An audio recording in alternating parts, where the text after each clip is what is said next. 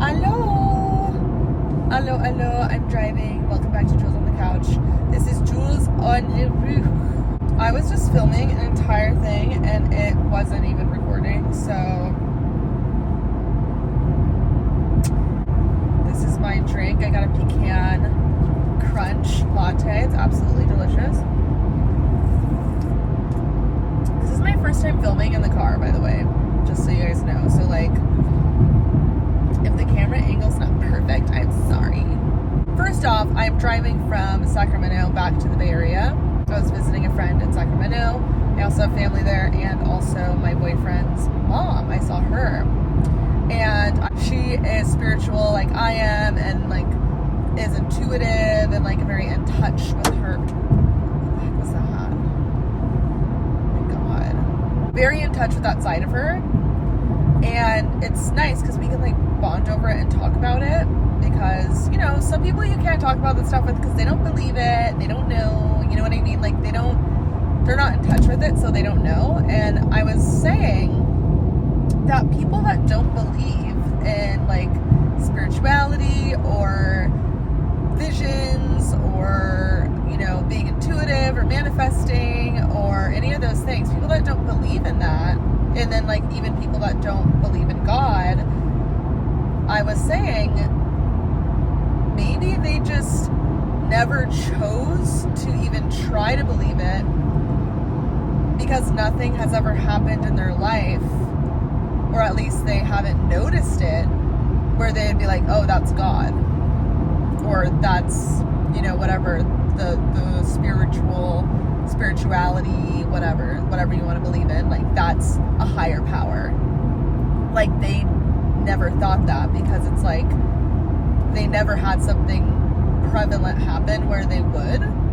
Like for me, it's like I of course was raised Christian, and of course that, you know, is one of the reasons why I'm a Christian today. You know, if I didn't grow up Christian, would I be Christian today? I don't know. I mean, I'd like to say I would, but I don't know at the same time, right?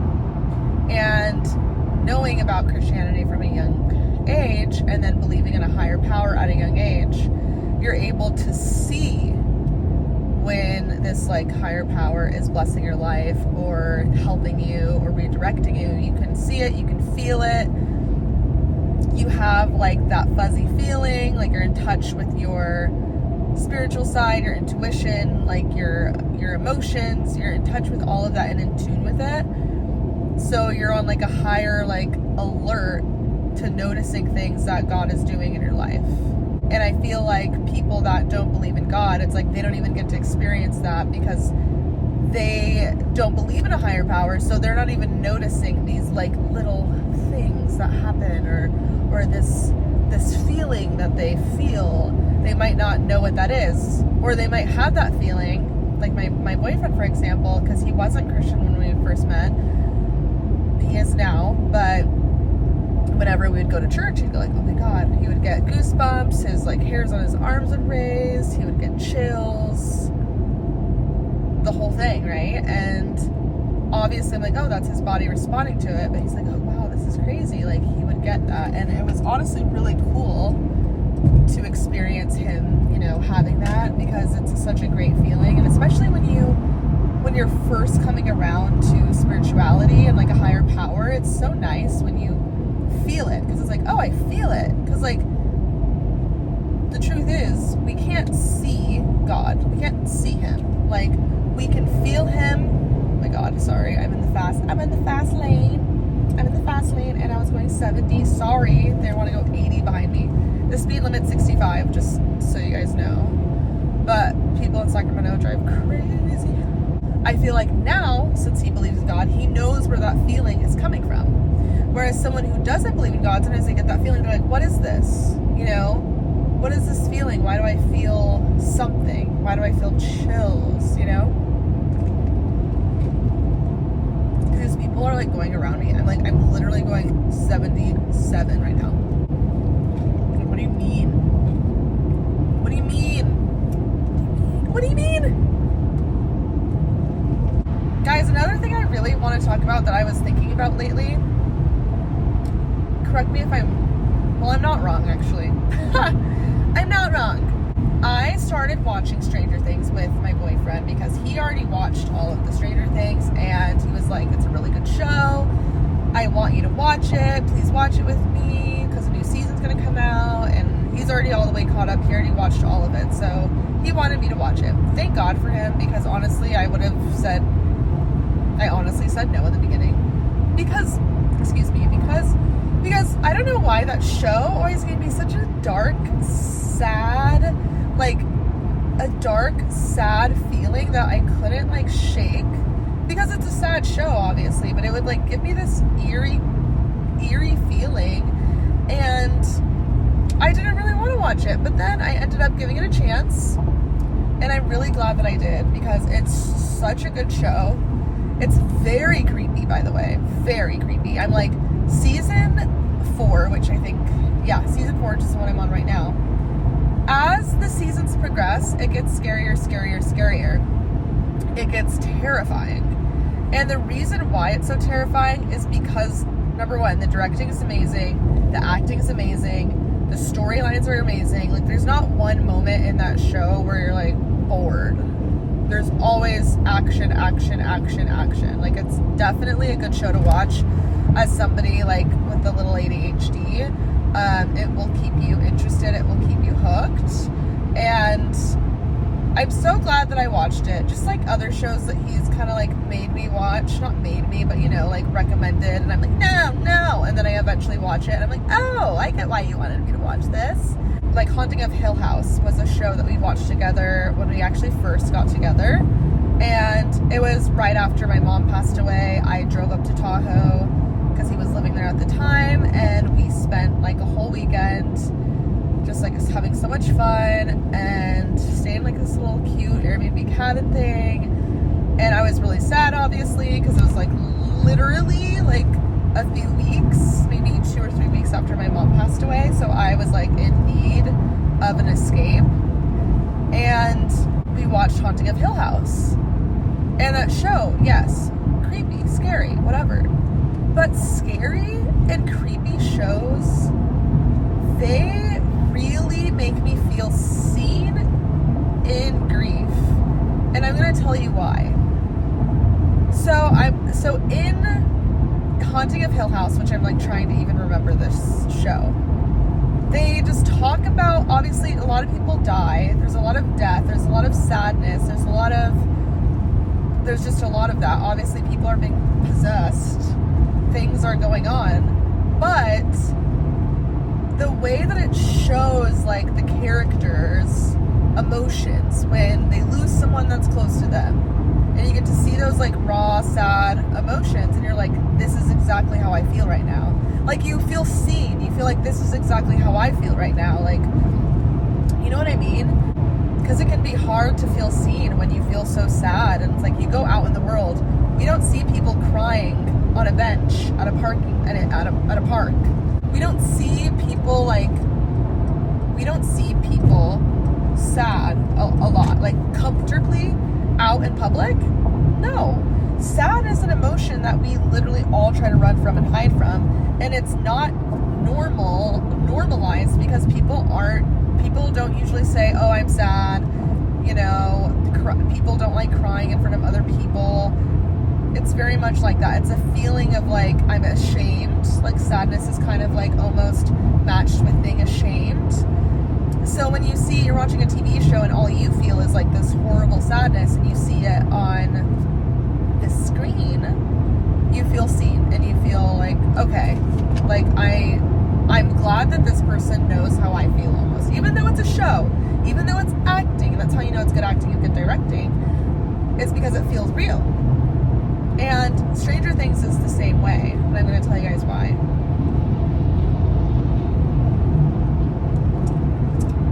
So good. I do have my liquid death, by the way. Squeezed to death. I do have it. So don't be alarmed. But I'm going to tell you why Stranger Things is like how it also made me feel good about grief and feel seen. So in the 4th season, and by the way, these are spoilers, But in the 4th season, Max, I love her. I did not like her in the beginning, but now I really like her, right? Because she's gone through it. She's gone through some stuff. So in the 4th season, Maxine ends up getting possessed by this demon thing that they're trying to find. And this demon thing will make you see things that aren't there, like, you know, like she'll be like talking to someone and then all of a sudden they turn into someone else, or like she's talking to someone and she thinks that like she's really talking to her mom, but then all of a sudden like her mom's voice changes and it's like everything goes dark and it's super scary, and then all of a sudden it turns back to normal, it's light and her mom's not there and she's like, wait, what just happened? So it's like making her see scary, creepy things, and it's telling her like, oh, you could have saved Billy, you don't even care about him, like he died and you were like happy that he died. It's like saying lies to her, right? Kind of like how the enemy does to us. She doesn't know it's real, she doesn't know what's going on. She realizes like, oh, I'm freaking possessed, right? So this keeps like happening to her. That's literally how grief feels. Like, so for example, the demon thing like randomly kind of comes over her, changes her whole vision. You know, she's all of a sudden everything's dark, you know, everything's creepy, everything's scary. That's kind of how like grief feels. Like the world is normal, you're going about your day, then all of a sudden you're smacked with the feeling of grief, which is what? You're sad, you're upset, you're crying, you realize, all of a sudden you realize how sad you are, and your brain is forcing you to think about the past, to think about the trauma, and you're like, no, like, I don't want to think about this, right? But it's like sucking you back in, and it's like, if you don't face that, it's gonna take over you, right? Just like how this demon is like trying to take over her. Why is it doing that? Because she's not talking to her friends or her boyfriend or whatever about how she is going through it after what she's gone through. She's sad, she's upset, she's gone through it. She's like negative about the world now. She never laughs, she never smiles because she's gone through it. But she's keeping to herself. She's not talking to anyone about it. She's dealing with this internal struggle that she's not talking about with anyone. So what happens? It creeps up, she keeps trying to push it away, and then the demon thing, it gets to a point where it's like he takes over you and kills you and says it's time for you to like come with me or something, and the grief takes over and kills the person, right? And it makes me think about real life grief. It creeps up on you. If you keep trying to shove it down, it's going to eventually like take over you and kill you slowly, health-wise.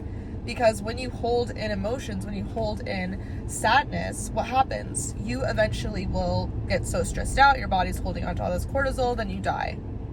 Because you get a disease. Because you're holding in all this sadness, all this grief, all these feelings, and then you die, because it's like you're trying to shove the pain away, and you can't, you have to face it.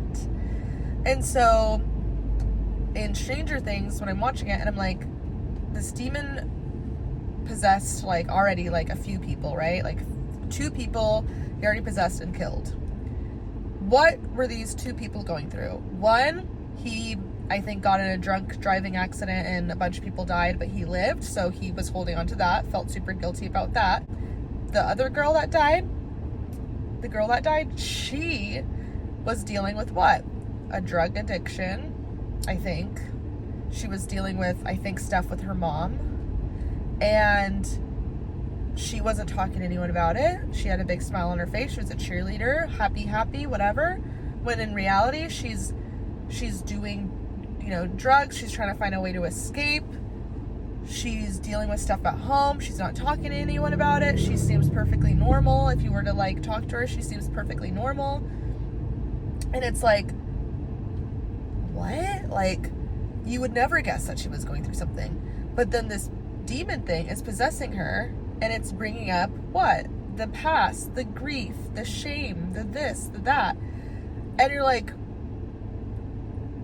what the hell is going on? You know? Like, what is happening right now? What is happening right now? She dies eventually from that. And that's literally how grief is in real life. It's like we have to face it, or else it's going to keep haunting us. It's going to keep coming back and haunting us. It's going to keep showing up until we can't push it away anymore, and we can't hide from it anymore, and it's going to destroy us, and it's going to kill us eventually, right? That was one thought that I had about the grief in Stranger Things. A second thought was when Max was actually getting possessed and she was about to die, and they end up finding out that if you play a song that like Max knows, play a song that the person knows that's literally getting possessed, that's getting possessed and is going to die. If you play a song that they know, it keeps them connected to their real self, their real life, their real brain, to where they're not going to be able to be possessed, because they're thinking about their identity, themselves, their happy moments, songs that they love, that they find that are familiar to them, that mean something to them, and it helps them keep and hold on to their identity to where they cannot be possessed.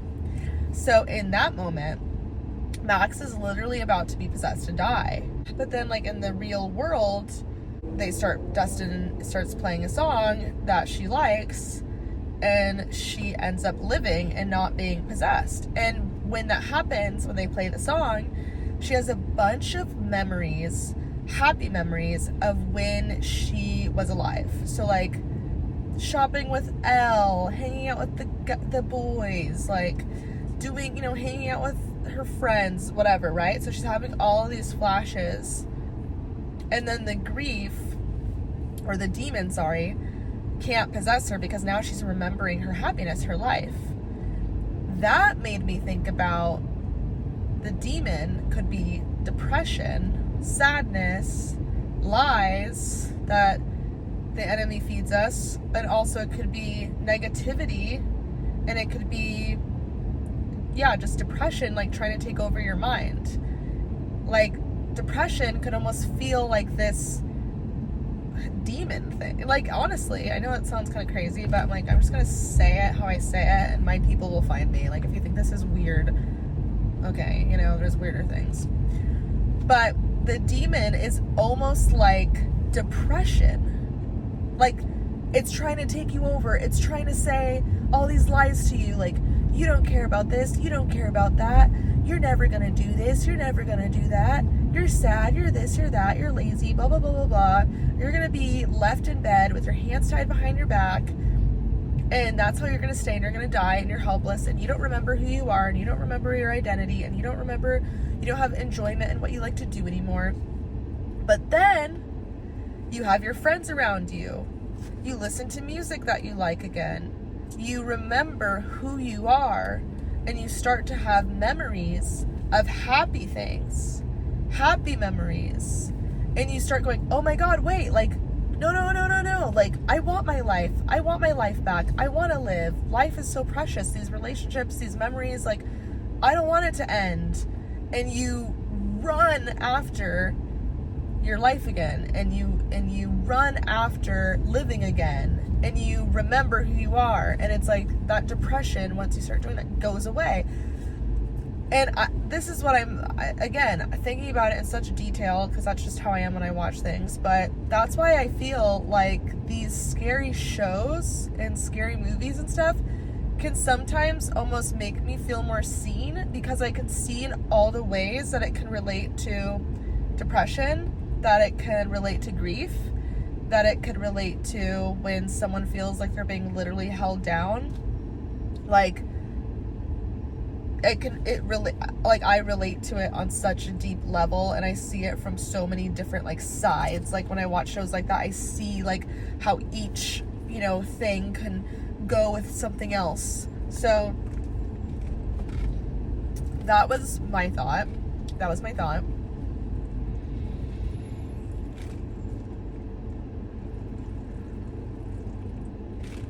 And as we approach the holidays. There's so much traffic because a road is closed and they're doing road work. I hope that this is recording my voice, because if it's not, I will literally cry and jump off the cliff.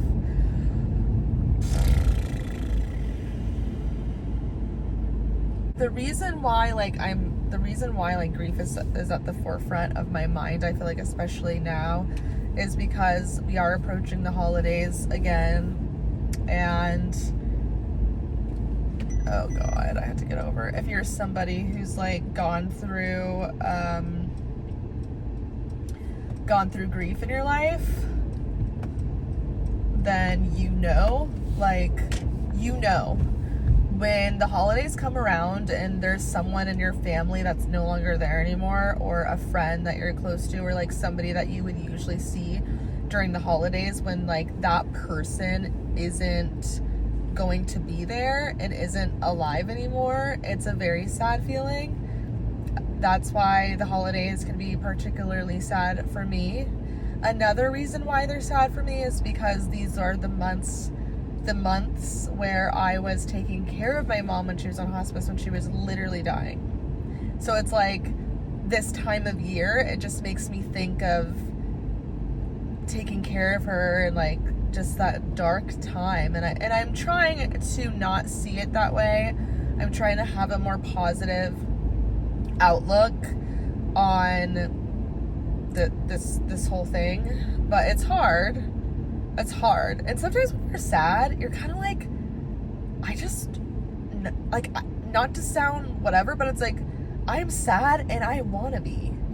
Like, I'm sad and I want to cry and I want to be sad and I want to let it out. And sometimes you're sad and you're like, I'm just sad and that's okay. Like, and that's kind of how I've been feeling lately. Like, I'm sad because I miss my mom and that's okay. Like, I don't need to be happy, smile, pretend everything's all right, peachy keen, whatever. Like, I don't need to do that. Like, it's not like I'm walking around with a frown on my face and being negative, but I'm also not gonna like fake unless I really feel that way. You know what I mean? Like, I feel like, especially at work, I am like, there's no fluff, if that makes sense. Like, I'm just blunt, because what am I gonna, like, no, like, some people are sad, doesn't mean you need to go around being depressing, but it also doesn't mean you need to go around faking a smile, when, like, honestly, faking a smile is so exhausting. I can't tell you how exhausting that is. And it's like, it's like, be easier on yourself, because if people went through what you've went through and walked your shoes, would they even still be walking? Would there still be one foot in front of the other? Probably not, you know? And sometimes, you know, when you are doing well after something crazy that happened, you kind of want a golden star. I'm not gonna lie, like, sometimes I'm like, you guys realize what I've gone through, and I'm still sitting here with a positive outlook on the world, and I'm still happy, and I'm still trying to be positive, and I'm still like, I still have like a positive outlook on life. Like, I could have just went down the rails. I could have went off the rails. You know what I mean? Because some people they would break. They go through something and they break. That's what's kind of nice about when you go through stuff. Like, yeah, it sucks and it's hard, but it also makes you realize how freaking strong you are. Like, at least that's how I feel. That's how I see it. Like, I'm like, nothing. Actually, there's actually like nothing that can break me. And there's actually nothing there's actually nothing that can break me, number one. And there's actually nothing, like, yeah, sure, people can say mean things to me and be rude and say whatever they want, but honestly, it goes over my head, because there's bigger problems in the world than you not liking me. You know what I mean? There's bigger problems in the world than your false opinion of me. You know what I mean? Like, what? When you go through stuff in life, it's like you have a very, very, very short line for BS. You have a very short line for disrespect. And that's genuinely how I feel now, which is great. And it's a lot easier to like walk away from things that aren't serving me, because you realize that you do have limited time on this earth, and like you're not gonna waste the time doing things and spending time with people that disrespect you. You realize a lot more when people pass away.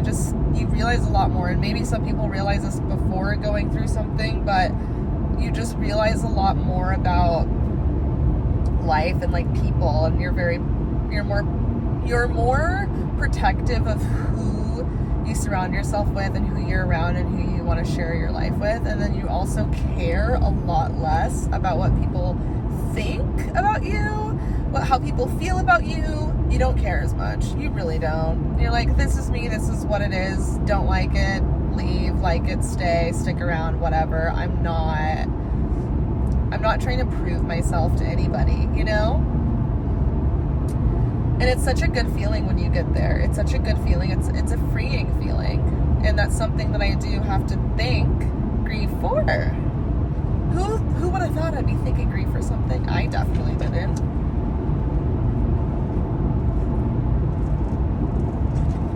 We're on a road right now too, where I'm like, I do have to kind of pee. And I'm on a road right now where it's like, there's like a farm and a cow and land, and that's it. Like, Vic, you are not going to pee. You're gonna pee in your car. That's what's gonna happen. Would it be that bad sitting and never mind, just thinking about it. Nope. Sitting in wet pants. Oh no. Anyways, guys, I hope you enjoyed this chat. I definitely had a lot of fun. I'm excited to watch this back. And until then, I will see you guys next time. I love you very much. Au revoir.